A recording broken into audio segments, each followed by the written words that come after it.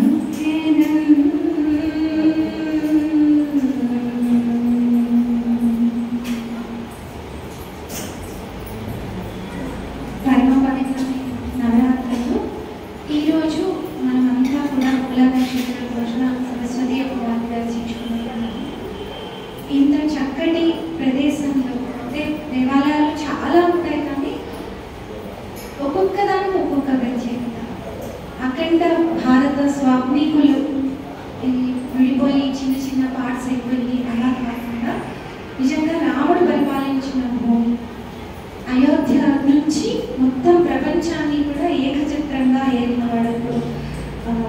యాంకరింగ్లో అమ్మగారు చెప్పారు ఆల్రెడీ. తరతరాలకి యుగ యుగాలకి తరగని హీరో అంటే శ్రీరామచంద్రుడే.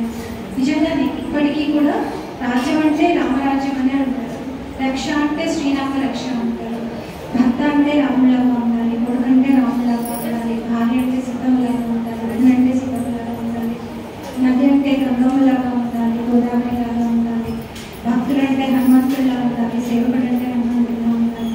ఇలా ప్రతి అంశం మానవ జీవితానికి సంబంధించిన ప్రతి అంశాన్ని కూడా సృష్టిస్తూ ఎలా బ్రతకాలో ఆచరించి చూపించిన వారు సీతారాములు.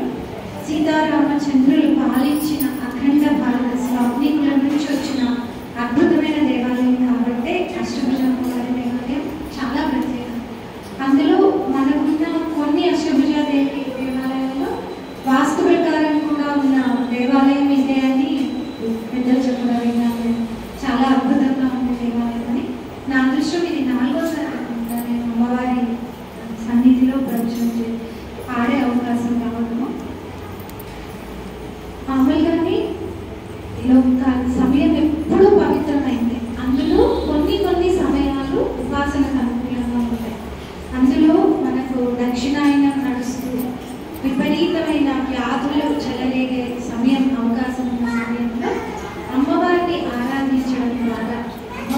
ఆరాధించడంలో వాడే వస్తువుల వినియోగం కూడా అలాగే ఉంటుంది. వేపాకులు మొదలుపెట్టి పసుపుతో మొదలుపెట్టి అన్నీ కూడా యాంటీబయాటిక్స్, మనకి వేసుకునే పని లేకుండానే వాటి ముట్టుకుంటూ ఉంటేనే మనకి రోగనిరోధక శక్తి పెరిగేంత అద్భుతమైన, అంటే సైన్స్ అలాగే ఆధ్యాత్మికత రెండూ కూడా రైలు పట్టాలలాగా సమాంతరంగా వెళ్తూనే ఉంటాయి. ఒకటి లేకుండా ఇంకోటి ఉండదు.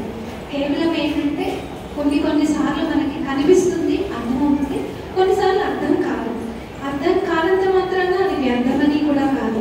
తెలుసుకున్న వాళ్ళకి తెలుసుకున్నంత అన్నట్లుగా మనకు ఈ నవరాత్రులు ఇంత చక్కటి సమయంలో నాకు కొంత సమయం పాడడానికి అవకాశం కారణమైన ప్రతి ఒక్కరికి దేవాలయానికి ముందుగా మనసా వాచకరమైన త్రికరణ శుద్ధిగా నమస్కారం. త్రికరణ శుద్ధిగా మనసా వాచకరణాన్ని ఎందుకంటే అన్నమాచార్య గారి కీర్తనలో ఉంటారు. త్రికరణ శుద్ధిగా చేసిన పనులకు దేవుడు మెచ్చును, లోకము మెచ్చును. మనం అనుకుంటాము అది భగవంతుడు ఆశీర్వదిస్తే అది సఫలీకృతమవుతుందంటే సంస్కృత సుభాషితం. ఆలోచన మనది, అలాగే జరగని అని చెప్పి అనవలసిన బాధ్యత భగవంతుడిది. ఆ రెండు క్షేత్రం బీజం రెండూ కూడా కలిసాయి అని అంటే ఫలం సిద్ధిస్తుంది అని చెప్పి అలా ఫలం సిద్ధించే అద్భుతమైన సమయం ఈ దేవీ నవరాత్రుల్లో మనం చేస్తున్న ఈ సందర్భంలో ముందుగా మనందరికీ బాగా తెలిసిన విశేషాలే అయినా కూడా వీలైనంత క్లుప్తంగా ఒక్కసారి గుర్తు చేసుకుంటూ ముందుకు పెడితే బాగుంటుంది అని ఒక ఆలోచన. చాలామంది ఏం చేస్తామంటే పూజ చేస్తారు, చాలా అద్భుతంగా పూజ చేస్తారు, మన పక్కన ఉన్న మనిషిని పట్టించుకోవడం మర్చిపోతారు చాలామంది. అంటే అమ్మవారు దేవాలయంలో కనిపిస్తుంది మనకు విగ్రహం రూపంలో, మన విగ్రహాన్ని పెంచడం కోసమే అంతే. కానీ మనలో అమ్మవారు ఉంటేనే మనం ప్రాణంతో ఉంటాం, శివంగా తిరుగుతూ ఉంటాం, లేకపోతే శవమైపోతాం. అలా కాకుండా మనకు లక్ష్మీ స్వరూపంగా ప్రతి ఇంట్లో భారతదేశంలో పుట్టిన ప్రతి ఆడపిల్ల లక్ష్మీ స్వరూపం, పుడుతూనే మహాలక్ష్మి పుట్టింది అని అనిపించుకుంటాం మనం. మరి అమ్మవారు దేవాలయంలోనే ఉన్నారు, వేరే వేరే రూపాల్లో చాలా చోట్ల కొలువై ఉన్నారు. అసలు చూడాలి అని అంటే కష్టపడాలి. నిజం చెప్పాలంటే కష్టపడాల్సిన అవసరమే లేదు. కలియుగంలో అయితే గృహలక్ష్మి గృహే గృహే అని పెద్దలు చెప్పడం ఏంటంటే, త్రేతాయుగంలో సీతమ్మ శక్తి, ద్వాపర యుగంలో ద్రౌపది శక్తి, నిజానికి స్త్రీ స్వరూపాలన్నింటినీ కూడా. అదే కలియుగంలో వచ్చేసరికి గృహలక్ష్మి గృహే గృహే, ప్రతి ఇంటిలో కూడా లక్ష్మీ స్వరూపంగా భాషిస్తూ ఇంట్లో అందరినీ కాపాడుతుంది. వంట చేయడం దగ్గర నుంచి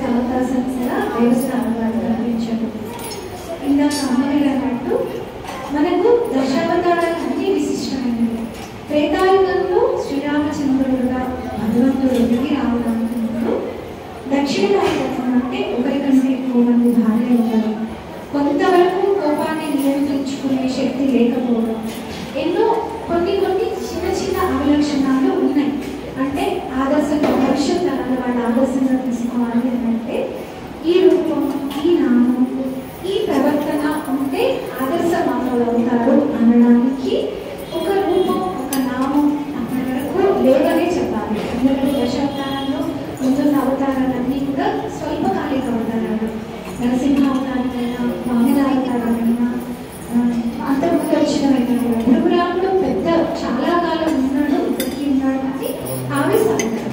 ఆయనని ఆదర్శ గృహస్థుగా తీసుకోవడానికి లేదు, వివాహం చేసుకోలేదు, ప్లస్ ఆవేశపడ్డాడు.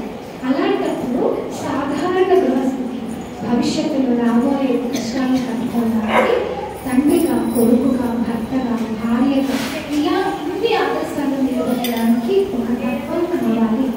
రాముడైనా రామనామం అన్నామంటే రామనామమే మనకు తెలుస్తుంది. ఎందుకంటే రాముడు పుట్టిన తర్వాత రామచంద్రాన్ని నిలబెట్టారు. కానీ అంతకంటే చాలా ముందు నుంచి శబరిమాత, అహల్య, శరభంగుడు, సుతీక్ష్ణుడు ఇలాంటి మహర్షులంతా కూడా 1000 సంవత్సరాల వయసున్న వారు రామ అనే పేరుతోటి ఒక తత్వం ఇది అవ్వాలి. ఓం నమో నారాయణలో రా జీవంలో, శివమంత్రంలో మా బీజం, ఈ రెండు కలిసి శివకేశవ అభేద తత్వాన్ని ప్రతిపాదిస్తూ ఆదిశంకర్లు మనకు అందించిన షణ్మతాలు శైవం, వైష్ణవం, గంగాపత్యం, సౌరం, శాంతం, కౌమారం అన్నిటినీ కూడా బ్యాలెన్స్ చేస్తూ ఒక తత్వం ఇది రావాలి. భవిష్యత్తులో ఆదర్శం అవ్వాలి, మర్యాద పురుషత్వం అవ్వాలి. ఆయన ఉన్నారు, పరమశక్తివంతులు ఉండాలి. ఆయన రాజ్యం ఎప్పటికీ నిలిచి ఉండాలి, ఎప్పటికీ ఆదర్శప్రాయం అవ్వాలని కోరుకుంటుంటే ఆ కోరిక తీర్చడం కోసం వచ్చిన పరబ్రహ్మ శ్రీరామచంద్రుడు. కేవలం రావణ వధ కోసం వచ్చిన తత్వం కాదు. అందుకే రామనామం అంత శక్తివంతం. నిజానికి ఇంతకు ముందు ఎంతమందికి తెలిసినా తెలియకపోయినా, అంటే గత 12 సంవత్సరాలుగా నేను సంగీత ప్రపంచంలో ఉంటూ మా గురువుగారి అనుగ్రహంతో భద్రాచలంలో వాద్యకాల ఉత్సవానికి వెళ్ళొస్తూ క్యూ లైన్స్లో పిల్లల్ని జై శ్రీరామ్ అంటే పడేవారు. చిన్న చిన్న పిల్లలు, యంగ్స్టర్స్ అంతా కూడా జై శ్రీరామ్ మేము వచ్చినప్పుడు రెస్పాన్స్ వచ్చేది. కానీ రామ్లల్లో పెట్టించే టైంలో వీధి వీధిలో పాటల్లో చల్లన వచ్చారు జై శ్రీ. ఆ తర్వాత వెళ్ళినప్పుడు భద్రాచలం వెళ్ళినప్పుడు ఒక్కసారి ఒక్కళ్ళు ఇదే చాలు అన్నమాట. జై శ్రీరామ్ అంటే ఒకరి తర్వాత ఒకళ్ళు నడుస్తూనే ఉండేవాళ్ళు. సంతోషంగా ఏదో చెప్పకపోతే ఏమైనా కొడతారేమో అన్నట్టుగా కాకుండా, ఎందుకు వచ్చింది రామనామం అన్నట్టు కాకుండా చాలా సంతోషంగా. అంటే మన అదృష్టం, మన కళ్ళతోటి మనం చూడగలిగిన, మనం వెళ్ళి పాడగలిగిన, మనం దీపాలు వెలిగించుకోగలిగిన సమయంలో, ఓపిక ఉన్న సమయంలో రామచంద్రుడు సీతామాతతో సహా ముందు బాలరాముడు వచ్చాడు. ఆ తర్వాత ఇప్పుడు రామ పరివారం మొత్తం వచ్చేసింది అయోధ్యలో.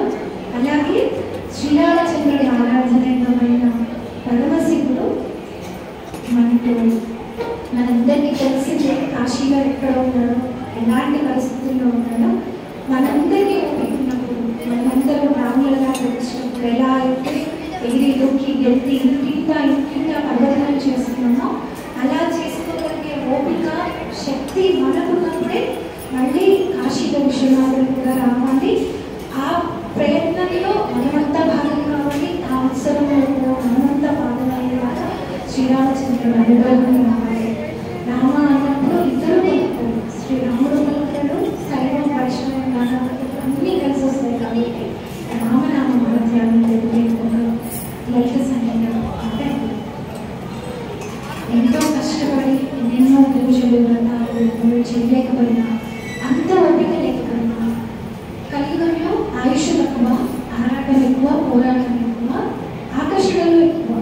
ఈ టైంకి ఇక్కడికి వచ్చి కూర్చొని అమ్మవారికి అర్చించుకుందామంటే టీవీలో లేటెస్ట్ సినిమా వస్తుంది, లేదు వెబ్ సిరీస్ రిలీజ్ అయిపోతూ ఉంటుంది, అది చూడాలి అని మనసు పెడుతున్నారు. సహజం, కానీ లక్షణం అలా ఉంటుంది. దాన్ని అధిగమించాలి అంటే రామనామం అనే గోడ కాపాడుతుంది అని చెప్పేసి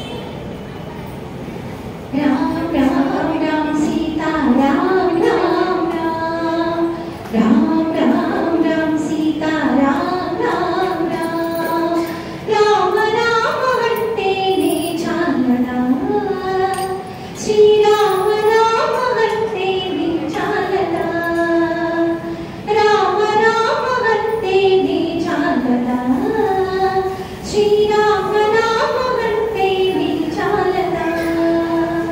కావితములు తీరగా తామసములు తొలగగా, కావితములు తీరగా తామసములు తొలగగా, రామ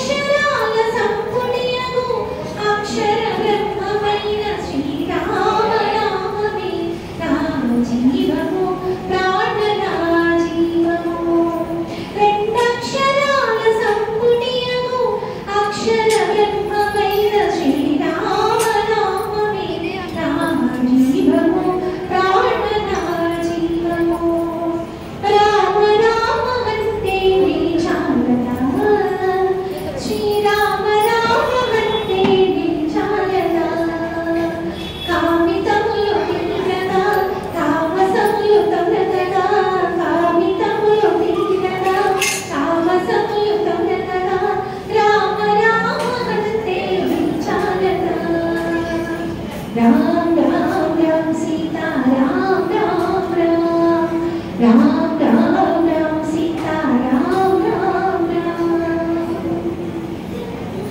అశాంతి అలముకున్న తరుణములో ఆదరించి ఓడి చేర్చి అమ్మ వంటిది.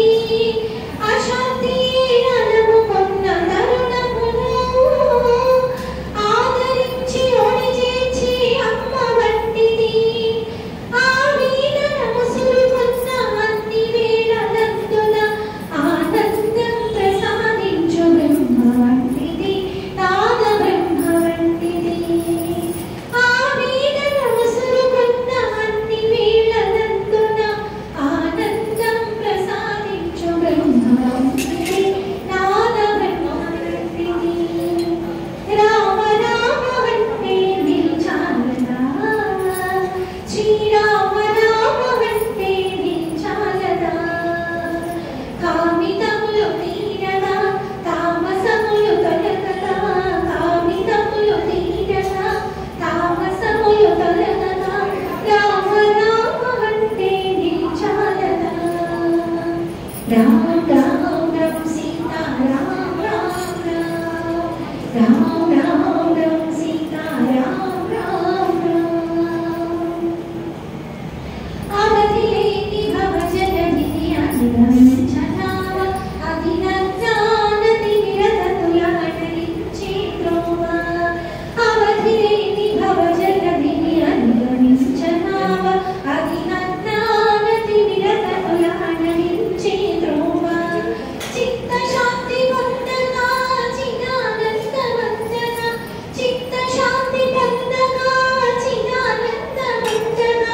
ఏ తపము చేయకనే ఏకాగ్ర సమాధియ, రామ రామ వంటే నిల్చాలదా. ఏ తపము చేయకనే ఏకాగ్ర సమాధియ, రామ రామ వంటే నిల్చాలదా. రామ్ రామ్ రామ్ సీతా రామ్ రామ్ రామ్. రామ్ రామ్ రామ్ సీతా రామ్ రామ్ రామ్. రామ్ రామ్ రామ్ సీతా రామ్ రామ్ రామ్. రామ్ రామ్ రామ్ సీతా రామ్ రామ్ రామ్.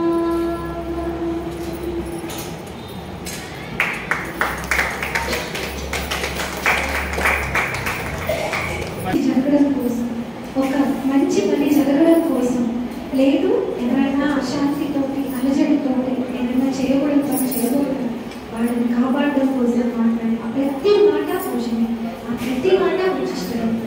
ఇలాగ కష్టమైన పని కాదు పూజా విధానం. అసలు సనాతన భారత సంస్కృతిలో కష్టమనేది లేదు, ఎవరి స్థాయిని బట్టి వాళ్ళు చేసుకోవచ్చు.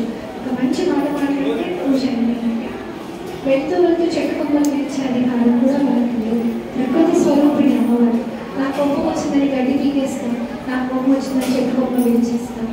లేదు, ప్రకృతి నుంచి ఎంత కావాలో నిర్మిస్తున్నారు. ఇదంతా కూడా ఆరాధనలో భాగంగా మనకు గణపతి నవరాత్రులు, అమ్మవారి నవరాత్రులు కూడా చెప్తూనే ఉంటుంది. ఇంకా ఐదికంగా నాకు ఏదైనా కష్టం వచ్చి ఎవరైనా జ్యోతిష్కుడి దగ్గరికి వెళ్తే నా హారోస్కోప్ చూసి నవరత్నాల్లో ఏదో ఒకటి సజెస్ట్ చేసి ఇది ఊరం పెట్టుకున్నాను, లేకపోతే నవరత్నాల హారం వేసుకున్నాను చెప్తాను. మరి నాకు స్తోమత లేకపోతే, అందరికీ అంత స్తోమత ఉండదు. ఈ రోజుల్లో అయితే డూప్లికేట్ ఏదో ఒరిజినల్ ఏదో ఒక తెలియదు. మరి అలాంటప్పుడు ఏం చేయాలి అంటే, మనకు సాక్షాత్తు కైలాసం నుంచి దిగి వచ్చి కాలడిలో పుట్టి అవైదికమైన మతాలను ఖండించి మనకు ఆ షణ్వర్ణాలను స్థాపించి అమ్మవారికి వైదికంగా ఎలా చేయాలి అని చెప్పిన మహానుభావులు శంకరాచార్యులు అమ్మవారికి వైదికమైన పూజ చేసుకోవాలి అంటే ఎలా చేయాలి అని చెప్తూ, అంటే బలులు ఇవన్నీ కూడా అవసరం లేదు, అలాగే కష్టపడి ఒరిజినల్ నవరత్నాలు ఎక్కడ దొరుకుతాయో వెతికి వాళ్ళని సంపాదించి వాటికి పూజ చేసి అవి ధరించగలిగిన స్తోమత లేకపోయినా అవి అందుబాటులో లేకపోయినా కూడా కొంచెం కష్టపడి సంస్కృతంలో ఉన్న స్తోత్రాన్ని కనుక నేర్చుకొని నవరత్న మాలికాస్తం, దేవీ నవరత్న మాలికాస్తం ఇది కనుక ఈ నవరాత్రుల్లో చేసుకున్నా కూడా గ్రహదోషాల నుంచి నివృత్తి లభిస్తుంది. అంటే చాలా తేలిక మనకు అందుబాటులోకి తీసుకొస్తుంది.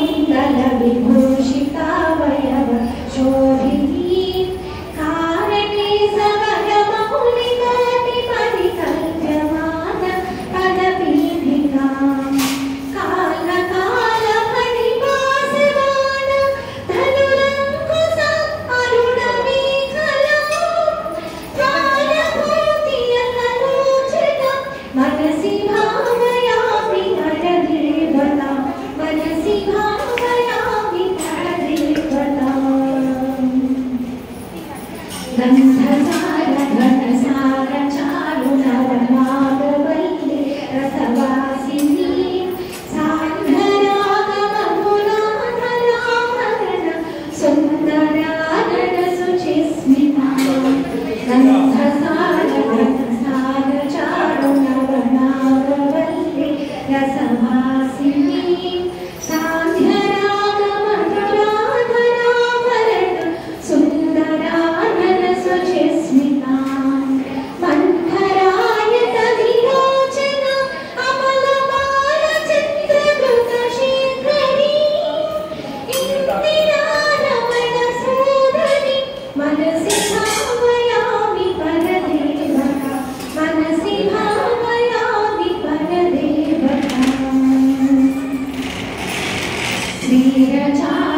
वीरचारुमुखमण्डलं विमलगण्डलं विमलिमण्डलं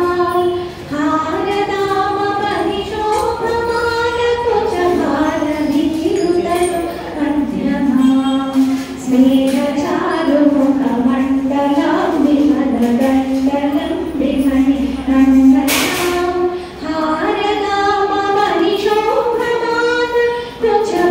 हारदामपरिशोभमानकुचभारविरुदनु मध्यमां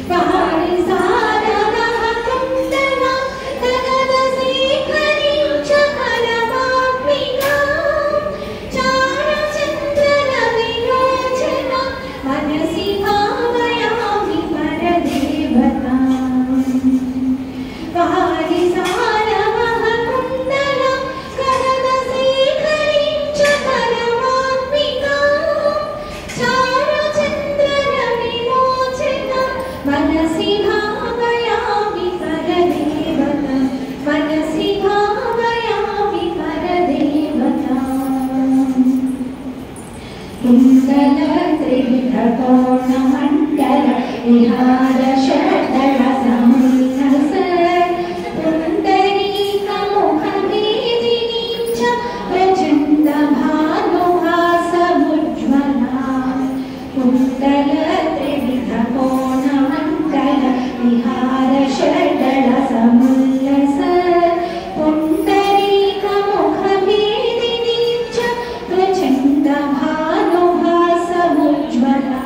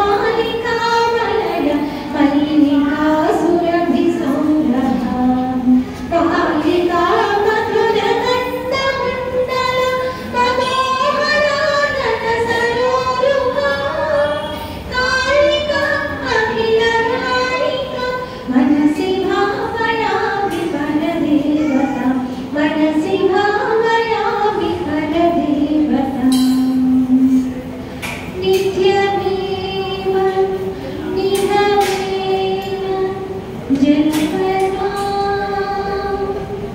భక్తి ముక్తి ఫలనా అభీష్టనా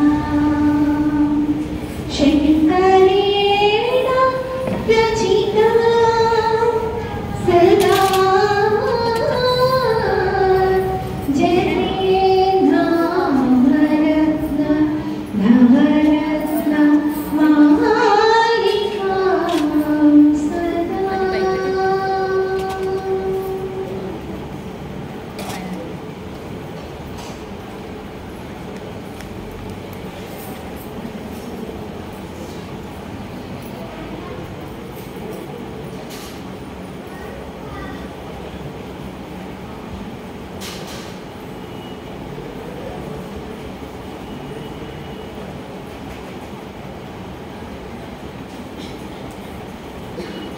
అమ్మవారి గురించి అంటే నిజానికి అమ్మలవన్నీ అమ్మ, బ్రహ్మల మూలపుటమ్మ, చాలా పెద్దమ్మ, సురారులమ్మ, అక్కడ పారడి వచ్చినాయమ్మ, తనలో నమ్మిన వేకుడమ్మల అమ్మలైనమ్మ, దుర్గ మాయమ్మ, కృపాబ్ధించుట మహత్వ కవిత్వ ప్రభుత్వ సందర్భని మహానుభావులు సహజ కవి బొమ్మల బోధనమాచుల కవిని స్తుతించారు.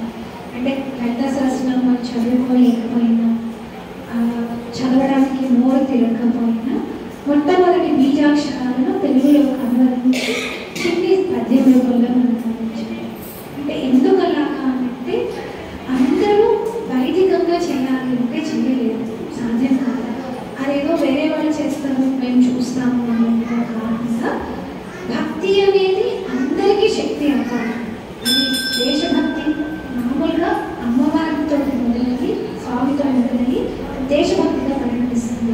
ఎందుకంత ప్రత్యేకంగా అంటున్నాను అంటే మనమంతా కూడా ఇప్పుడు ఎంత పరమ పవిత్రమైన అష్టభుజాదేవి ఆలయంలో ఉన్నామో అఖండ భారత స్వర్ణికులంతా కూడా అమ్మవారిని ఉపాసించిన వారిని, అమ్మవారి నుంచి ఆశీర్వాదం తీసుకొని వారి వారి ధర్మాన్ని వారు నిర్వర్తించుకోవాలి.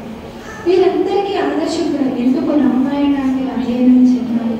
అమ్మవారి లలితా సహస్రనామంలో ఒక నామం రామ అని కూడా ఉంటుంది. రామాన్ని ఇస్తే అమ్మవారి కూడా ఉంటుంది.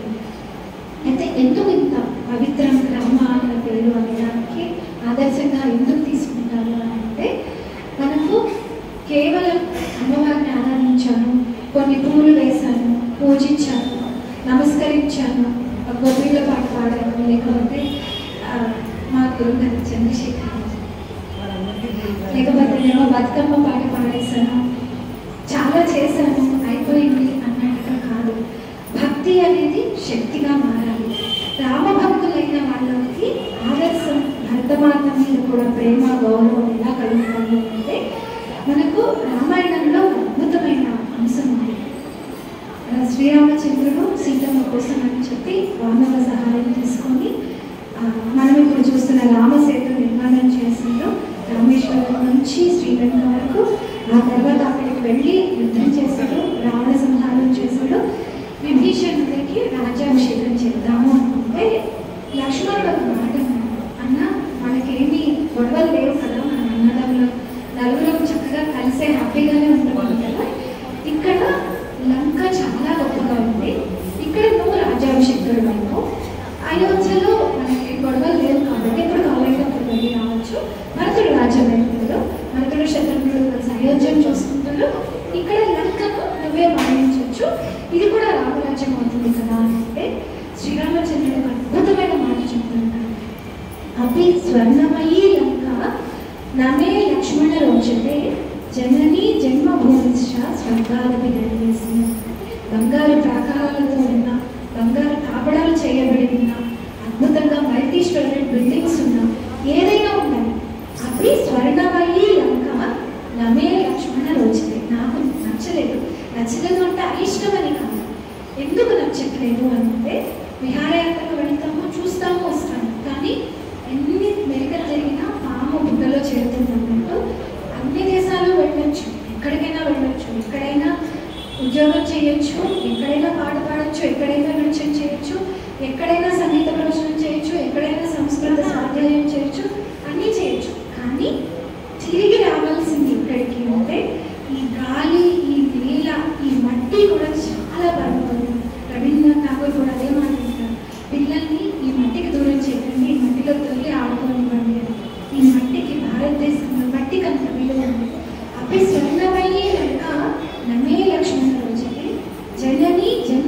భూమిష్ట స్వర్గాలోకి స్వర్గం ఎక్కడో లేదు లక్ష్మణ, అమ్మ పాదాలు జన్మభూమిష్ట, నేను పుట్టిన ప్రాంతం ఏదైతే ఉందో, నేను పుట్టిన ప్రదేశం ఏదైతే ఉందో అది గాది తనయుడు ఈయన విశ్వామిత్రుడు రాముడు ఉన్న చోటికి నడుచుకుంటూ వచ్చాడు. కల్పవృక్షం లాగా రాముడు అక్కడ ఉంటే స్వామి అక్కడ ఉన్నాడని చెప్పి వచ్చాడు. తను వస్తే కల్పవృక్షం లాగా ఆయన కోరిక తీర్చాడు. అదే అహల్యాదేవి స్థాన రూపంలో ఉంది. పాపం మనసంతా కష్టపెట్టుకొని రామ రామ రామ అంటూ కదలలేకుండా అలా పడి ఉంది. ఆ తల్లి రాలే కాబట్టి తాను కామధేనులా బయట నడిచొచ్చాడు. అంటే పరమాత్ముడు వస్తాడా నేను పిలిస్తే అంటే కొన్నిసార్లు మనం వెళ్ళడగాలి, కొన్నిసార్లు మనం వెళ్ళలేని స్థితిలో ఉంటే ఆయనే వస్తాడు. రెండో తనే చేస్తాడు. మనం వెళ్ళగలిగితే మనం వెళ్ళాలి, లేకపోతే తనే కదిలి వస్తాడు అనడానికి రామాయణంలో ప్రత్యక్ష నిదర్శనాలు. మనం తెలుసుకోవాలి, భవిష్యత్ తరానికి చెప్పాలి. నువ్వు వెళ్ళి దేవాలయంలో మొరపెట్టుకుంటేనే రాముడు, నువ్వు ఉన్న చోట పిలిస్తే పలుకుతాడు రాముడు, ఉన్న చోట పిలిస్తే పలుకుతుంది అమ్మవారు. సర్వత్రా వ్యాపించి ఉన్న పరమాత్మని చూడగలిగే కళ్ళు ప్రసాదించిన, అందుకే త్యాగరాజస్వామి భక్తి పిచ్చమీయవే అని అంటారు. ఇలా రాముని ఆదర్శంగా తీసుకున్న వాళ్ళు, సీతారాముని అధ్యయనం చేసిన వాళ్ళు అవి స్వర్గమయీ లంక నవే లక్ష్మణ రుచితే జనని జన్మభూమిష్ట స్వర్గాలోకి అని శ్రీరామచంద్రుడు చెప్పిందాము. ఇది నా భారతదేశం, ఇంత గొప్ప దేశం కాబట్టి, స్వర్గదర్భ కాబట్టి ప్రపంచం మొత్తం కళ్ళు తీరింది. ఒకవైపు బీరదేశం అంటారు, మళ్ళీ వచ్చి ఏదో ఒకటి ఎత్తుకోవడం చూస్తుంది. అంటే ఇక్కడ కొదవ లేదు. తెలిసిన వాళ్ళకి తెలుస్తుంది, మనకు తెలియట్లేదు. ఎంత సాధ్యం. ఇప్పటికైనా రాముడి వారసులుగా మనం తెలుసుకుందాం. మన రక్తంలో రామచంద్రుడు ఉన్నాడు కాబట్టి, సీతమ్మ తల్లి వాళ్ళకి దాని వారసులు కాబట్టి తెలుసుకొని ఇప్పటికైనా సరైన పద్ధతిగా శ్రీరామచంద్రుడిని, సీతమ్మను, అమ్మవారిని పరిచయించాలి. ఇక నవరాత్రులు దుర్గారాధన చాలా బాగా జరుగుతుంది కాబట్టి ఒకసారి అమ్మవారి ఇలాంటి తత్వాన్ని గురించి తెలుసుకోవాలి అంటే మనకి ఆషాఢ మాసంలో అమ్మవారిని ఆరాధిస్తాం. మా మామయ్య గారు స్వర్గీయ వెల్లంకి ప్రభాకర్ శర్మ గారు మట్టి ముద్దలో ఉన్న నాకు అసలు భగవంతుడు అంటే ఏంటంటే, పెళ్ళయి కోడలుగా ఇంట్లో అడుగుపెట్టేటప్పటికి అమ్మవారు దేవాలయం వెళ్ళాలి, దండం పెట్టుకోవాలి, నా కోరికలు ఇష్ట చదివేసేయాలి, ఒక కొబ్బరికాయ కొడుతున్నాను, లేకపోతే ఇంకోటి ఏదో ఒక మొక్కేసేయాలి, వచ్చేసేయాలి. అంతే నాకు తెలిసి.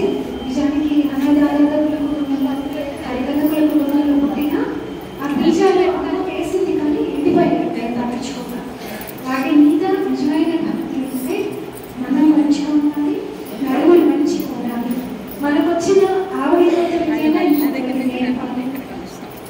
ముందుకు వెళ్తూనే ఉండాలి. ఎన్నిసార్లు పడితే అన్నిసార్లు లేవాలి.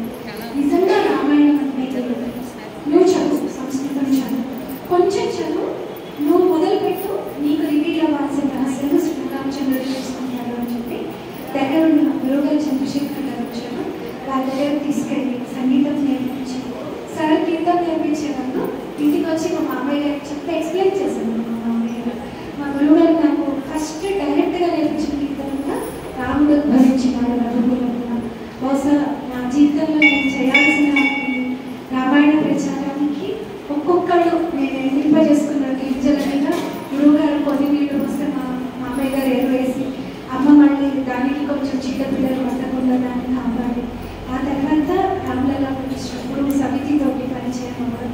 ఎక్కువ యాక్టివ్గా ఉండదు నేను, కానీ ధ్యాస ఉంటుంది. ఏం చేస్తున్నారు, నేనే చేయాలి అన్న ధ్యాస అయితే ఉంటుంది.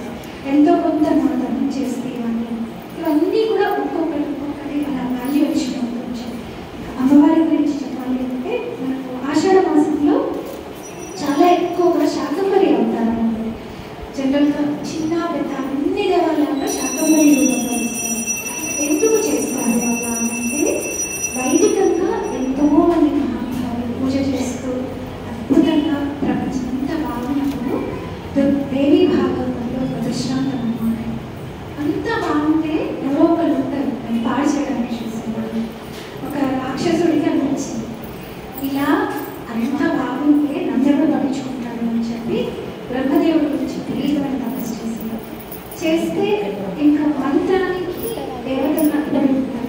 వచ్చి ఏం కావాలంటే అంటే వేదం ఏది ఎవరికి భాషించద్దు, నాకు మాత్రమే రావాలి, ఎవరికి భాషించద్దు అనేది కోరుతుంది.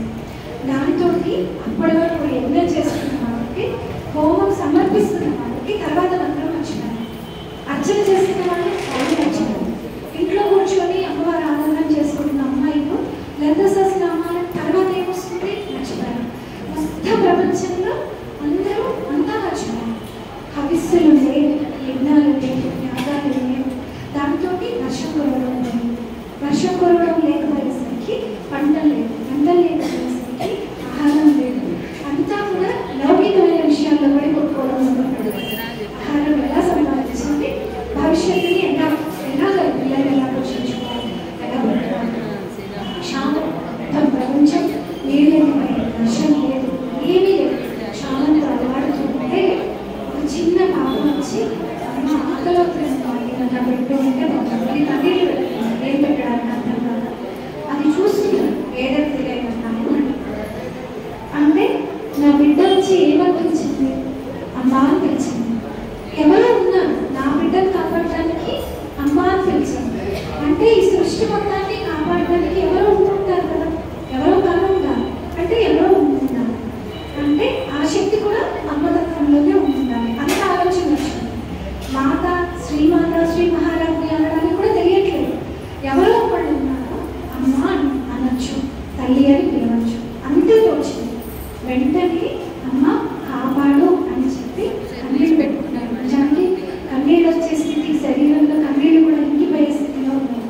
అందరూ ఏడ్చేసరికి అమ్మవారు చూస్తారు, ఏంటి నా బిడ్డల పరిస్థితి చూస్తేనేమో సృష్టిలో యజ్ఞయాగాలు గదువులు లేక వర్షం ఇద్దాము అని అంటే హవిస్సులు లేదు, దేవతలు కూడా కూర్చోవాల్సి వచ్చింది. ప్రకృతి నియమాన్ని ఉల్లంఘించదు. మరి ఏం చేయాలి అని అమ్మవారు ఆలోచించి ఒళ్ళంతా కళ్ళు చేసుకొని శతాక్షి అమ్మవారు ఒళ్ళంతా కళ్ళు చేసుకుంటే అయ్యో నా బిడ్డ పరిస్థితి రావాలి అని చెప్పి తల్లి ఏడ్చింది.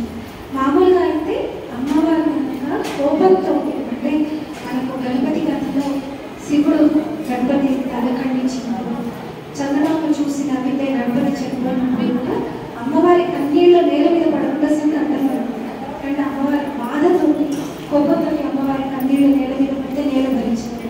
కానీ ఇక్కడ అలా కాదు, నా బిడ్డలకి నీళ్ళు ఇవ్వాలి, నీళ్ళు ఇస్తేనే వాళ్ళు పెడతారు ఆరాటంతో, తల్లి హృదయంతో, ప్రేమతో తల్లి ఏడిస్తే ఆ నీళ్ళ నేల మీద పడి ఆవులు గుంటలు అన్నీ నిండిపోయి మొత్తం నీళ్ళు వచ్చిన మాట తల్లి ఏడిచింది.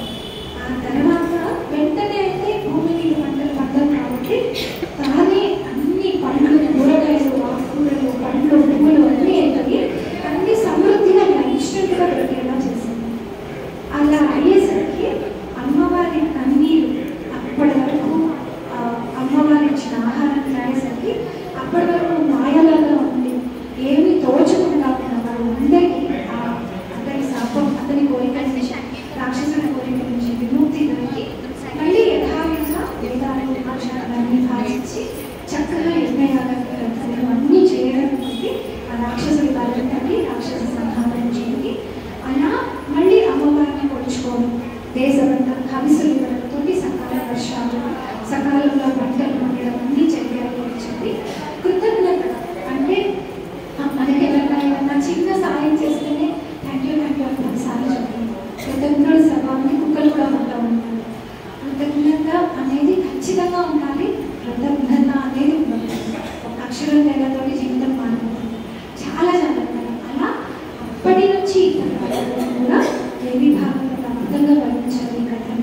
అప్పటి నుంచి కూడా ఆషాఢ మాసంలో వర్షాలు సమయంలో మనందరికీ పంటలు బాగా వస్తాయి కాబట్టి పూలు, పండ్లు, ఆకులు, కొమ్మలు, రెమ్మలు అన్నీ మనం తినేవన్నీ కూడా అమ్మవారికి సమర్పించి అమ్మవారికి అమ్మవారి ఆశీర్వాదం తీసుకొని దాన్ని ప్రసాదంగా అందరికీ పంచి, అంటే నాకేదన్నా ఉంది అంటే ఇది నాకే ఉండాలి అని దాచుకోవడము రాక్షస ధర్మం. అలా కాకుండా నా దగ్గర 10 ముద్దలు ఉంటే 2 ముద్దలన్నా వేరే వాడికి పెట్టాలి అనేది దైవికం.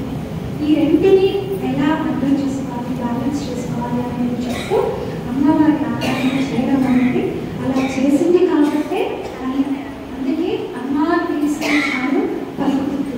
ఆర్థికం పిలవాలి కానీ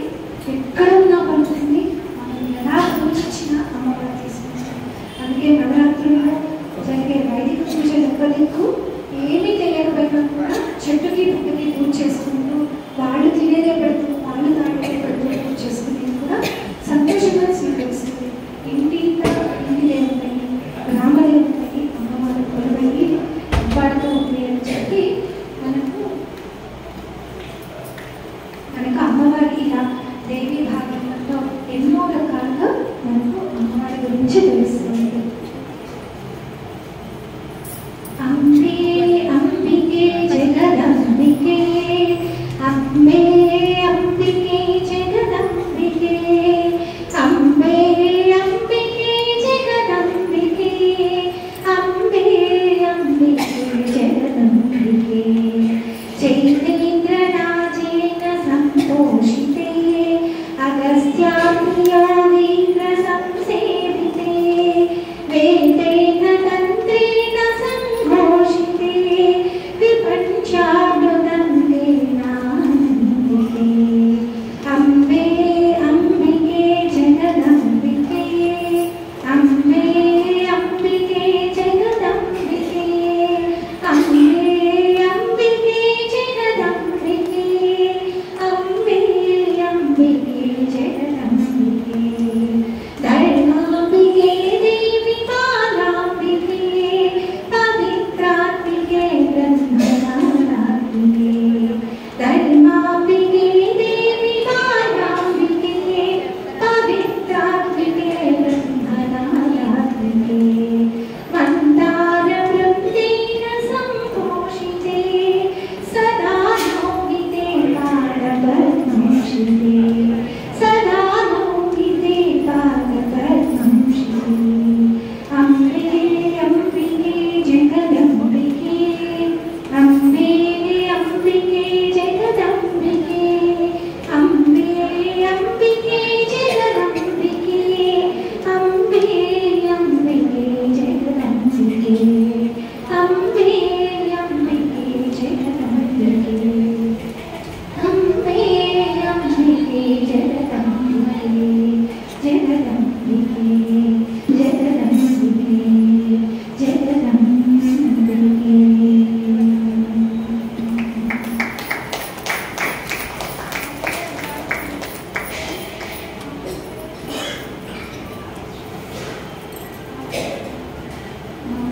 ఈరోజు ఈ కార్యక్రమంలో చివరిగా ఒక రిక్వెస్ట్ వచ్చిందా, మనకు చాలా బాగా తెలిసిన ఒక భజన కీర్తన రఘుపతి రాఘవ రాజన పతిత పావన సీతారామ. అది నా చిన్నప్పుడు నేను విని నేను నేర్చుకొని నేను పాడిన వర్షన్, అసలు వర్షన్ కాదు. భద్రగిరిలో కొలువైన శ్రీరామచంద్ర రాసిన పాట భజన కీర్తన. అలాగే ఒరిజినల్ వర్షన్ వేరుగా ఉంది. ఆ తర్వాత రకరకాల కారణాంతరాలతో లేనిపోయినటువంటి అందులో చూపించేసి అంతా ఒకటే అని చెప్పేసి ఏవేవో చేశారు. అవన్నీ మాట్లాడినంటే అసలైన వర్షన్ని రామ్లల్ల ప్రతిష్టప్పుడు ఒకవైపు ప్రతిష్ట జరుగుతుంటే బ్యాక్గ్రౌండ్లో ఇదే పాటలు వాయించారు. మ్యూజికల్ ఇన్స్ట్రుమెంట్స్ రఘుపతి రాఘవ రాజాల పతిత పావన సీతారామ. ఇది ఒరిజినల్ లిరిక్స్ అప్పుడు చాలా మంది గాయకులు పాడి యూట్యూబ్లో అప్లోడ్ చేశారు. ఒరిజినల్ వర్షన్ వస్తుంది. ఇది ఒక్కసారి ఎవరైనా ఇంట్రెస్టెడ్ ఉంటే గూగుల్లో సర్చ్ చేసి చూడండి. రఘుపతి రాఘవ రాజాల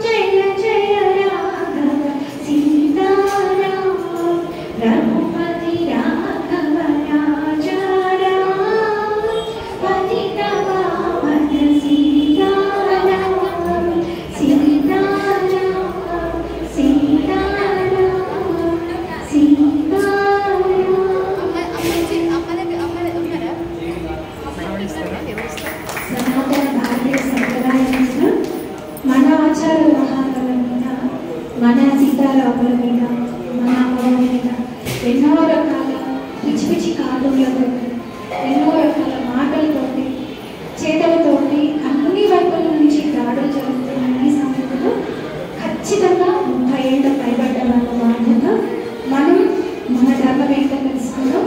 అలాగే మన భవిష్యత్ ప్రణాళిక చెప్పడం, అది ఏ రూపంలో ఎలా చేస్తాము అనేది ఏదో ఒక రూపంలో చేయాలి. అది పాట కావచ్చు, పద్యం కావచ్చు, ఆట కావచ్చు, ఇంకోటి కావచ్చు, ఇంకోటి కావచ్చు, కానీ చేసి తీయాల్సిన బాధ్యత ఉంది. కాబట్టి ప్రతి ఒక్కరూ దానికోసం ఎంతో కనీసం చేస్తున్న వాళ్ళకి సాయం చేయడం అవ్వచ్చు, వాళ్ళంతా వాళ్ళు చేయడం అవ్వచ్చు, కానీ చేసి తీరాల్సిన అవసరం, చేసి తీరాల్సిన బాధ్యత ఉంది. లేకపోతే 40,000 రుణాలు అఖండ భారత స్వాతంత్ర్యంలో జీవితం మొత్తాన్ని అంకితం చేస్తాం. మనం మన జీవితంలో ఒక్క 10 నిమిషాలు అలాంటి వాటి కోసం చేయగలిగితే జీవితం ధన్యమవుతుంది. అలాంటి అవకాశం నాకు మా గురువు గారి వల్ల, మా మామయ్య గారి వల్ల, మా అమ్మ వాళ్ళ వారికి మరొక్కసారి మనస్ఫూర్తిగా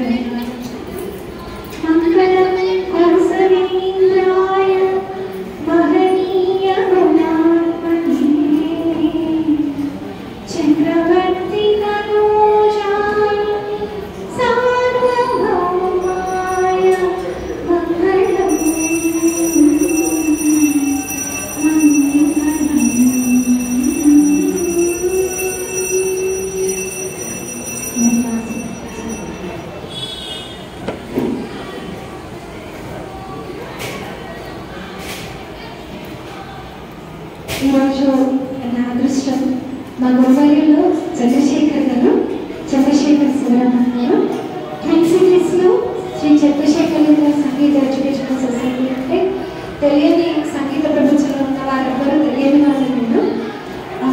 శ్రీ చంద్రశేఖర్ సంగీత ఎడ్యుకేషనల్ సొసైటీ చేసే త్యాగరాజస్వామి ఆరాధన ఉత్సవాల్లో పాడాలని చెప్పి దేశ విదేశాల్లో ఉన్న సంగీతంలో ఇష్టపడ్డారు.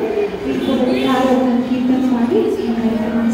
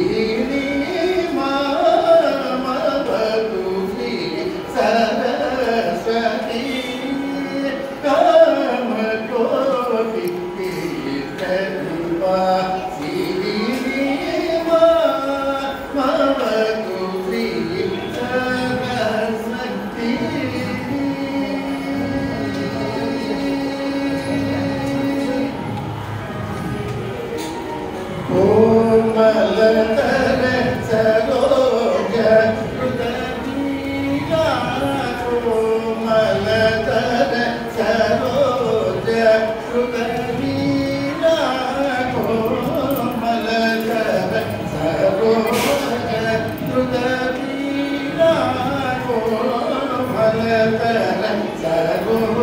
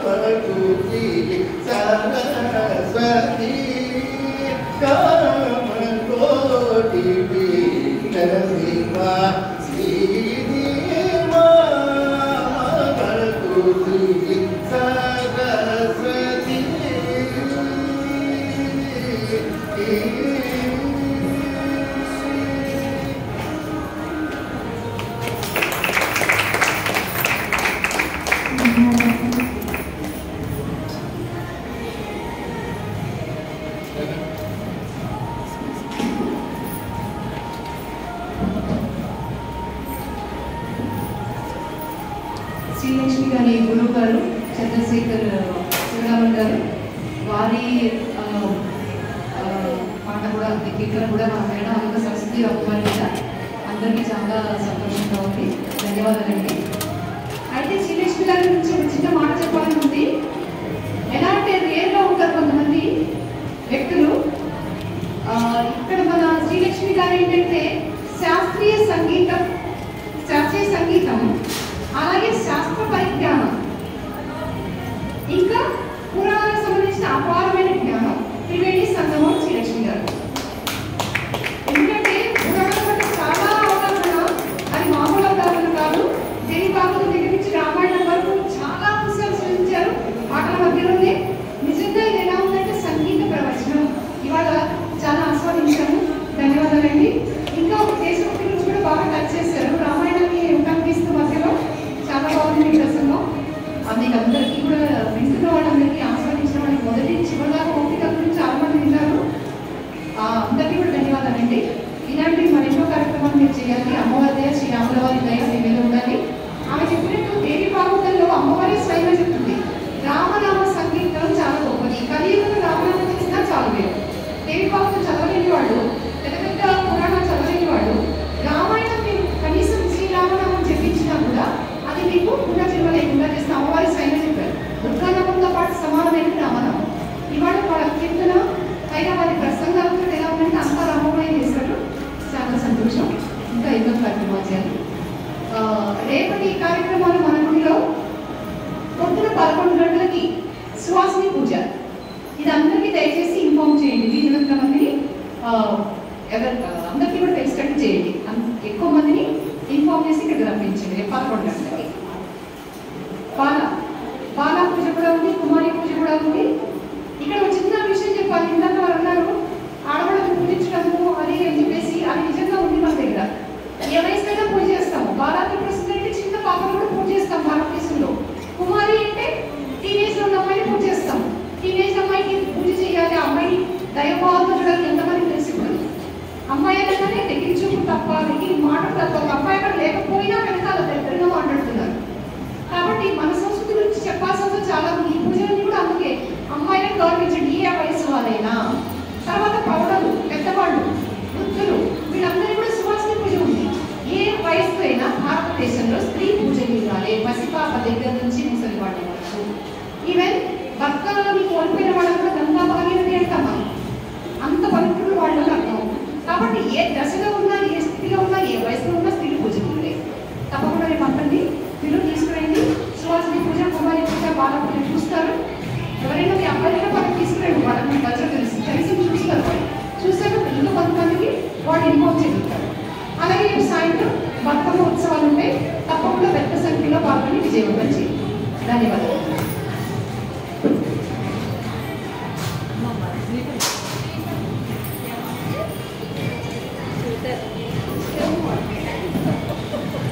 ధన్యవాదాలు. అప్లైపోతుంది.